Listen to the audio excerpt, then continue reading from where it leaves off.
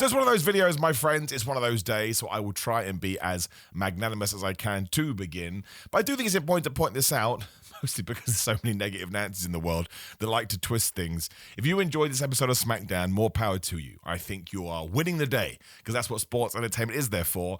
Also, you can be a positive wrestling critic, that's how I see myself, what a loser, and still say, I didn't like that. I went through SmackDown, obviously I've watched it, even watched things a couple of times, certain segments, just to make sure I did feel this way. And this one was a swing and a miss. Now, it wasn't all terrible. There were some bright spots. When it got bad, my gosh, was I confused. Please do subscribe before you do hate me. Then we can make up at the end. Let's go. So where do we start? I'll start with something that I did enjoy because it's nice. It's like, you know, you want the good news before the bad news. The Cody Rhodes-Aleister Black interaction in terms of being some freshness on a cold winter's day was very nice and it was very, very refreshing. I like Zelina Vega, Scrap Vega, she doesn't exist anymore, Zelina and Aleister Black being together. The way they set this up was a little bit like, meh, okay. It kind of felt like someone had just gone, we need something new. They picked some names out of the hat and they kept going like, Drew, we've done him, we've done this guy. Oh no, we've had Aleister Black and he's with Zelina now, so that's fresh. Plus he had set somebody on fire a few weeks ago, so why not? And you get to the main event, and the main event is a good match. Of course it is. Aleister Black is really good. Cody Rhodes is really good. I liked it because I'm a nerd. It's like, oh, they did this at AEW, and that just pops me. It's always going to be the way. If two ex-WWE guys do it in AEW or vice versa, it just gets to me, right? I'm a geek. This is the way that I live my life. But the way, that's it. That's what the positive I've got for that. The way the SmackDown ended, this is the noise I made. Genuinely, I went, oh. That's what I did. Like my battery pack had run out because I just don't think this episode of SmackDown needed to end it in shenanigans or just no contest, DQs, countouts. I'm just a bit bored of them at the end of 2025, which is essentially where we are now. And I still feel like WWE used it as a bit of a crutch. We don't want to beat this guy. We don't want to beat this guy. So instead we'll have somewhat of a schmoz. I suppose I found this a bit more difficult because I can't understand where we're going. Drew McIntyre was the reason, because he Claymore kicked the referee. That was funny. A wrestler getting in the ring and not going after other people having a match and killing the official really made me chuckle, but we tied it in because he's mad at, I can't remember the referee's name now, for what he did at Saturday Night's main event because Drew thinks that guy screwed him over. Everybody starts the fight. Out comes Damian Priest. That's fine too. He is having a feud with Aleister Black and we get a big old brawl. But then it hit me, oh my gosh, there was no winner here. And I think that winning and losing, I know I talk about this all the time, but I think winning or losing should be a story point. Was the championship on the line? I can't remember now. I've already deleted a lot of stuff from my brain. I don't think it was. Why can't Aleister Black beat Cody? Like, why can't he do it to set up a championship match, then Cody wins, right?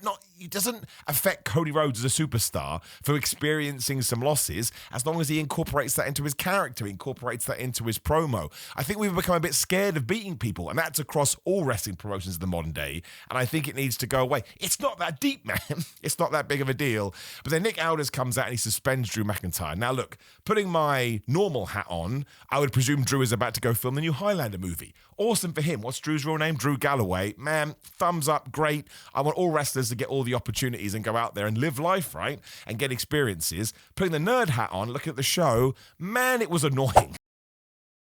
Because one, it means that Drew McIntyre's not in the John Cena tournament. So go check out my bracket from the day. Even though I'm already wrong, because I put Drew McIntyre in the final, spoiler, I went through and I meticulously booked that thing. And thank you to quite a lot of people, I say a lot, about 20. To me, that was a lot. They said, oh, Simon, you really put some thought into this. And I did. And I just think it's difficult because we kind of have to ignore the personal stuff, which is ridiculous. You shouldn't do that. But let's just do it for the sake of this argument. Just watching the television product, Drew McIntyre is not going to be in the John Cena tournament. The Drew McIntyre character would be desperate to do that after being beaten by Cody Rhodes. So that just blows my brain and I can't figure it out. Drew also gets suspended all the time. I would imagine the third match in inverted commas is actually going to be Cody Rhodes on one side of War Games and Drew McIntyre on the other. You kind of feel like they have to do another match. And if they do and Drew McIntyre loses again, it's like, oh man. And with Drew now gone, how do you do the tag team match? I'm only going, well, I assume WWE will book it, like Cody Rhodes and Damian Priest versus Aleister Black and who? Zelina? Why not, actually? She's quite good. That'd be quite entertaining. It just kind of leaves Cody directionless. He doesn't have a proper feud. If we go back to the Aleister Black thing, it now already feels like it's fallen into 2025 territory. I mean, genuinely, there's elements you could take away from that I enjoyed. The match was good, right? Especially because Aleister Black took most of it. But I kind of felt like everything else just stole away from it, right? It just pulled the carpet out from beneath that match's feet to the point I was a bit disappointed at the end of SmackDown. Now listen, who am I, right? Some random guy. Why do I have to say these things I don't know? But I'm just being honest and transparent with you. But when you get to the end of a main roster WWE show or any wrestling show, because you're still investing your time, the reaction shouldn't be, oh man. And I did do a little bit of an amen. So I'd be massively intrigued to get your thoughts. Drop me a comment down there. Again, more people like Aleister Black being moved up into that scene. I think it's good for Damian Priest as well, because Damian Priest's second half of 2025 has been very misguided through no fault of his own. He's just got no momentum whatsoever.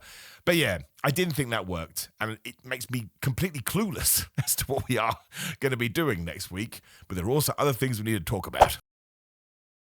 Before that, we'll mention the John Cena tournament because we are getting The Miz versus Jey Uso. I did not have Jey Uso in the tournament.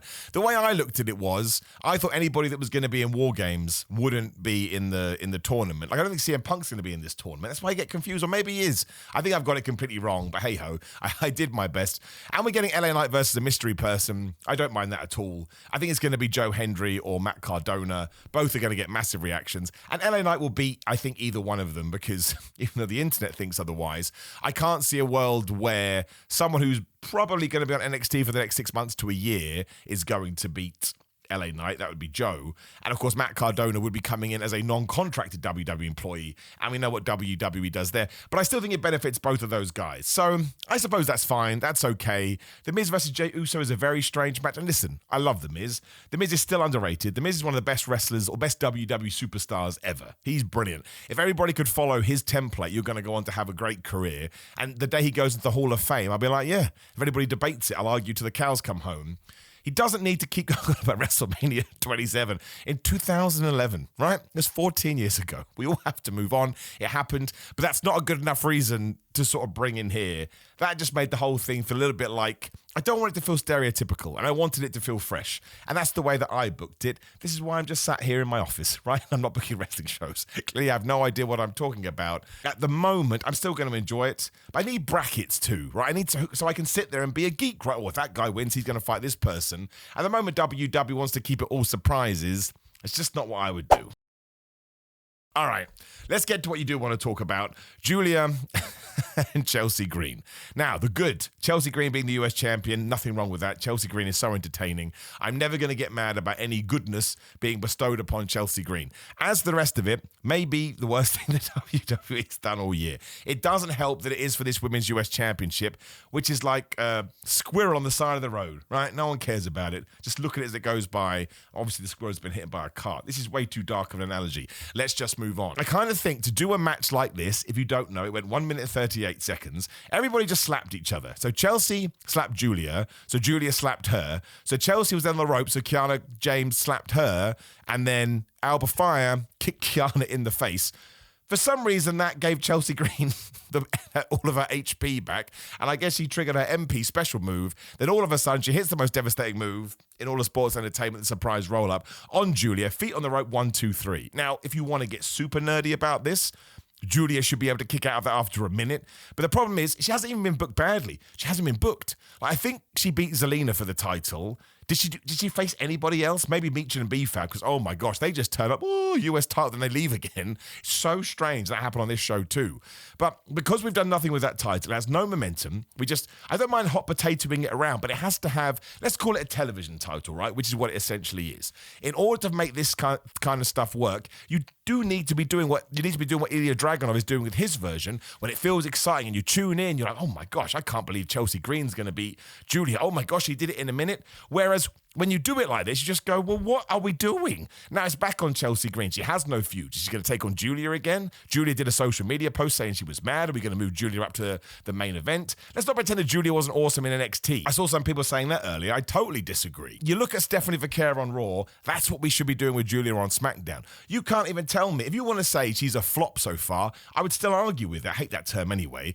But she hasn't been put in any kind of situation to succeed or fail. She's just kind of floating. We still don't really understand the Kiana Kiana James relationship. Before this week, they were hanging out with Jade Cargill a lot, and we were teasing something's going to go on there. Tiffany Stratton wasn't on this show, so there was no follow-up, which is fine. She just lost her title. She can absolutely sell that. But it was just baffling. This is coming from me. I love goofy wrestling, and I love shenanigans, but it has to work, and it has to connect. Like, you can't just do it for the sake of doing it. I think it's going to be a success every time.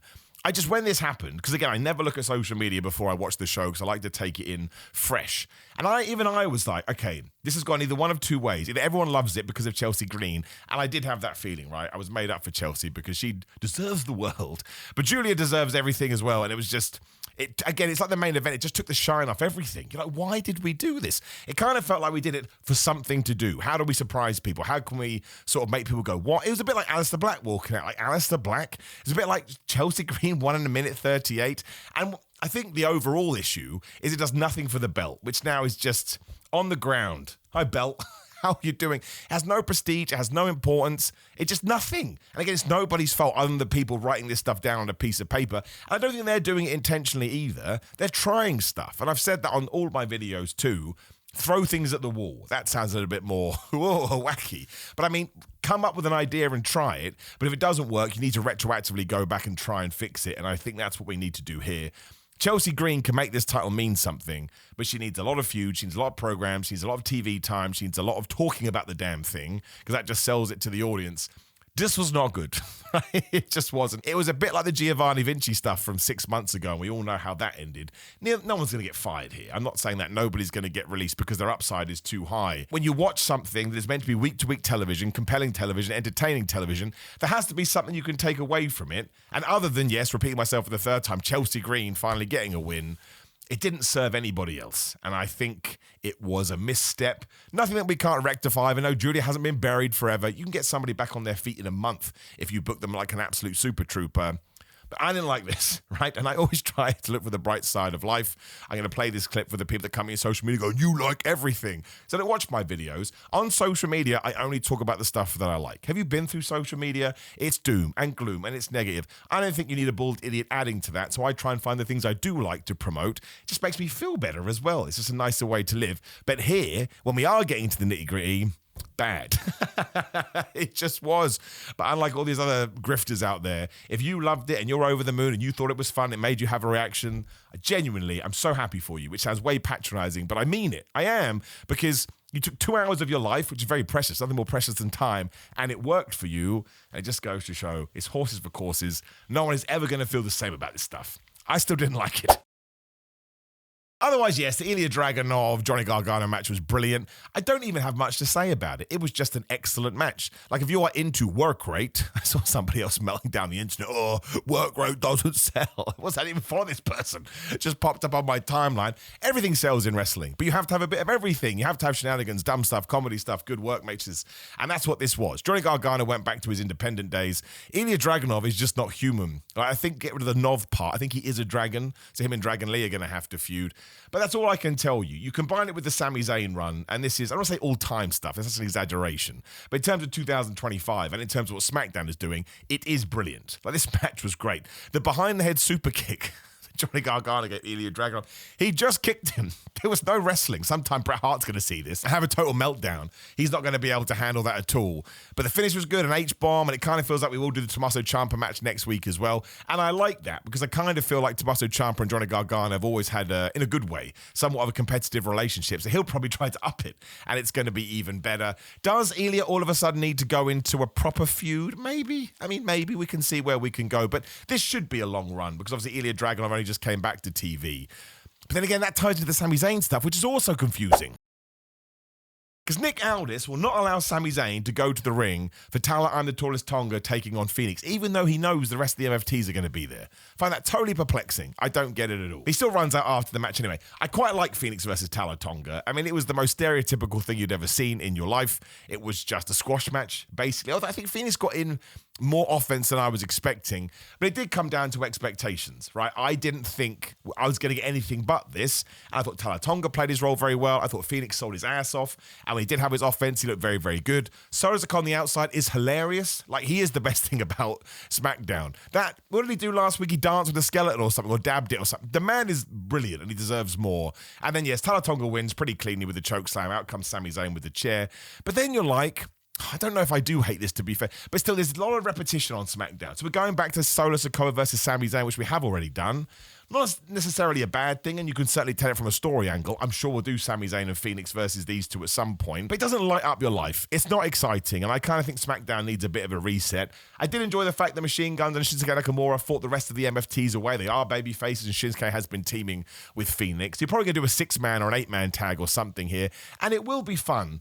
But I just think SmackDown needs something when you sit down on a Friday night like, oh man, here we go. This is going to be awesome. This is going to be the best. I'm totally revved up. Whereas this just feels more of the same. And like, we are walking the line, tying into the status quo. There's nothing else I can tell you about it. That's what happened. I feel like I'm a bit more like a Cliff Notes. This is what happened on wrestling, and I felt perfectly fine about it.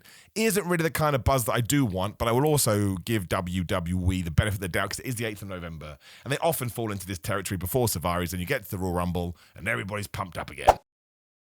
I also didn't like Nia Jax versus Charlotte Flair. The match was perfectly fine. Like, there was nothing wrong with it. But once again, it was everything else. It feels like Lash Legend has been called up. She's going to be Nia Jax's best friend. But we have the Kabuki Warriors versus Charlotte Flair versus Alexa Bliss. Why can't that be the focal point? Why can't that be the hoopla? Asuka and Kairi Sane did turn up here. This was awesome too. This was up there with Solo Sikoa. Just missed it. Charlotte Flair and Alexa Bliss in the face while pretending to be doctors.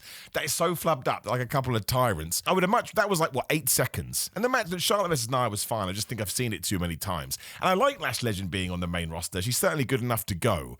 But teaming up with Nia Jax is just the most 101 way to do it. And once again, I just think we need a bit of freshness here, like bread.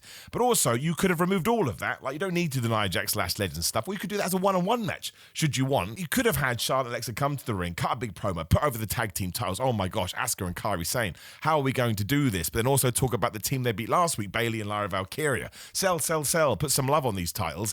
And then Asuka and Kairi Sane do whatever. They can interrupt. You can still beat them up in the back. I like the doctor thing. So we should have figured out a way to work that in. But you could have even had Asuka and Kairi Sane come out, whoop their ass, and then still become the doctors. Like, it's a bit... You are mugging those baby faces off a lot, but now it's all muddied again. So now we're going to have 2 tag team title matches, one against Lash Legend and Nia Jax. And what have they done as a tag team to deserve a shot or even being in this bracket? And then also against the Kabuki Warriors, which I think is happening on Monday.